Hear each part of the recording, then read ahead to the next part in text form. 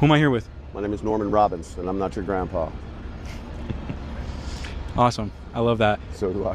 What are you doing at the Republic Square right now?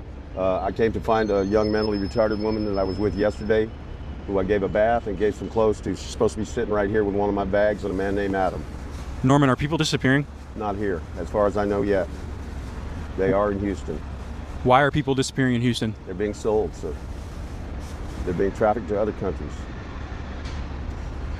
Homeless people. Yes, absolutely. Some of them are not homeless.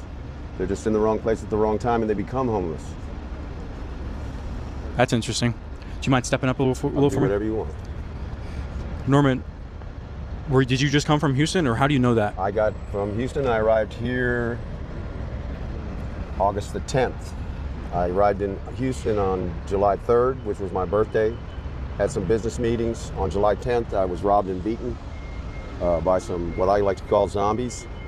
The Walking Dead is real in Houston, downtown, as it used to be here in Austin in 2021. You can ask the next question, or I can keep talking. I just ran into a guy whose half his friends just disappeared in the last 2 days. I believe it. And that's kind of my main, I think, quest today, is to figure out what's going on. Why are people disappearing? It's what they're smoking, sir. They call it tune. It's actually been sent to a chemist friend of mine. It's LSD 25 hard. What's being done, as far to the best of my knowledge, is being dissolved in mineral water. They're buying OG Kush so they can call it OG Kush. They're rolling small joints. They're dipping it in the LSD. They're cutting it into quarter-inch sections and selling it to people for $5. If you should smoke that whole quarter-inch, you're taking anywhere from 50 to 100 hits of acid at once. I have seen men older than me fold in half like a paper clip. That same man died 2 nights later. Everybody called him Pops. He had a big gray beard and 2 German Shepherds. How long you been out on the streets for, sir? This time, since the 10th of July, when I was robbed in Houston. I've also spent 15 days in jail for the first time in my life. I'm 68 years old. I was arrested by the Austin Police Department for threatening to punch a 26-year-old man who called me a liar.